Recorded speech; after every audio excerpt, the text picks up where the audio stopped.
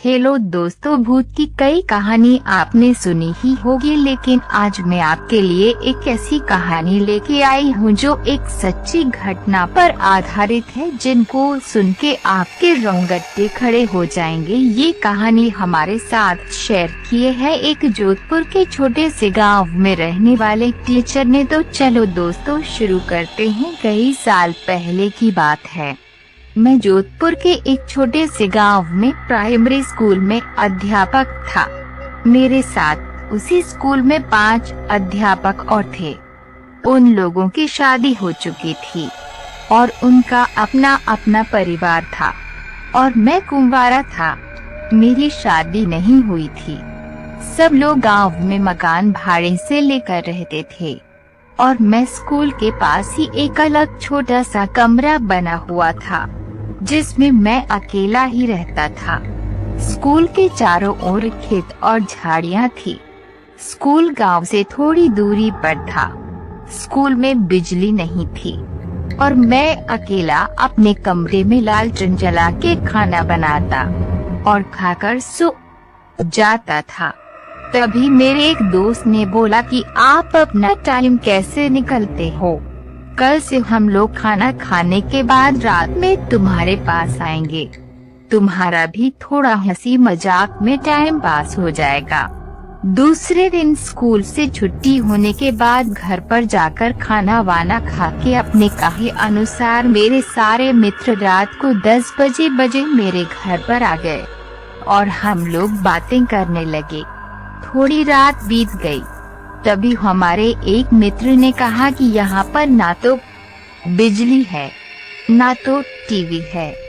हम लोग बैठकर यहाँ पर क्या करेंगे? चलो आज हम लोग थोड़ी मस्ती करते हैं। दूसरे मित्र ने बोला हम अपने साथ ताश के पत्ते लाए हैं, चलो खेलते हैं। और हम लोग धीमी लालटेन को जलाकर उसके सामने बैठकर ताश खेलना चालू कर दिया। थोड़ी देर बाद गर्मी लगने लगी तो हमने सारी खिड़कियां खोल दी तो अच्छी हवा आने लगी और हम लोग ताश खेलने में व्यस्त हो गए।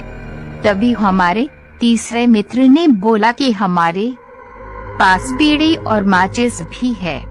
बोला तो बीड़ी सुलगाए। हम लोगों ने बोला क्यों नहीं। तो हमारे मित्र ने 4 बीड़ी जलाई। सबने एक एक बीड़ी अपने हाथ में ले ली।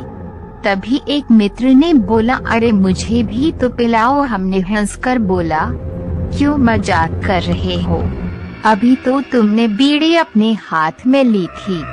तो उसने बोला कि हमको तो दिया ही नहीं, हमको लगा कि यह मजाक कर रहा है और हमने यह बात हंसी में टाल दी।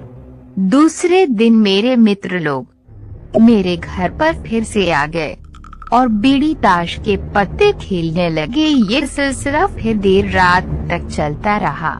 तभी मुझे लगा कि खिड़की से कोई लंबा सा हाथ अंदर आया और मेरी बीड़ी लेकर चला गया। तब तो मानो कि मेरे होश उड़ गए, लेकिन उसका चेहरा हमें दिखाई नहीं दिया क्योंकि बाहर अंधेरा था और अंदर लालटेन धीमी जल रही थी। ये घटना 4-5 दिन तक मेरे साथ होती रही। तो मैंने छठे दिन जब सवेरे मेरे मित्र लोग स्कूल में पढ़ाने आए, तब मैंने यह बात सबको बताई।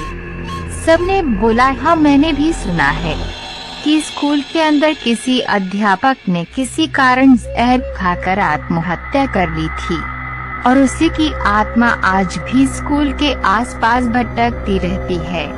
तो एक दिन एक मित्र ने बोला आज हम उससे पूछेंगे कि आप कौन हो, क्या पता कोई आदमी ही हो और हमारी तरह वह भी रात में टाइम पास करने आता हो। हमने बोला कि ठीक है। रात में मेरे सारे मित्र मेरे घर आए। आज तो 5वां आदमी भी खिड़की से अंदर आकर बैठ गया। साथ में ताश खेला और बीड़ी भी पिया। जब खेल खत्म हो गया तो वह खिड़की से बाहर जाने लगा। तभी मैंने आवाज दी काका कल फिर से आओगे? उसने कुछ नहीं बोला। इतना सब होने के बाद उसने हमें कोई नुकसान नहीं पहुंचाया था। हमारे एक मित्र ने उसके मुंह पर टॉर्च जलाई तभी मैंने उसका हाथ पकड़ लिया, लेकिन टॉर्च के सामने हम लोगों ने उसका थोड़ा बहुत चेहरा देख लिया था। वह काला काला आदमी, मटमैली सफेद रंग की धोती और मुंह पर बहुत सारे चेचक के निशान थे। सब लोग बहुत डर गए। सबने बोला चलो गांव वालों को बताते हैं।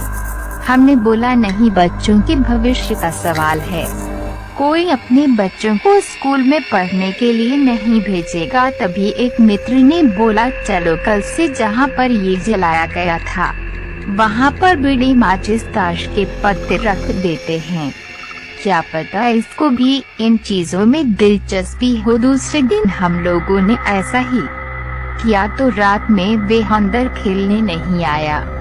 हम लोग ऐसा 4-5 दिन में एक बार रखे आ जाते थे। एक बार गांव वालों ने देख लिया और पूछा तो हमने सारी बातें बता दी। तब से आज भी वहां पर गांव वाले बीड़ी माचिस ताश के पत्ते हफ्ते में एक बार जरूर चढ़ाते हैं और आज भी वे आत्मा किसी को परेशान नहीं करती। दोस्तों, आज की ये कहानी आपको कैसी लगी कमेंट बॉक्स में जरूर बताना और आपका और अपनों का ख्याल रखना और हर चैनल को सब्सक्राइब करना मत भूलना। बाय दोस्तों।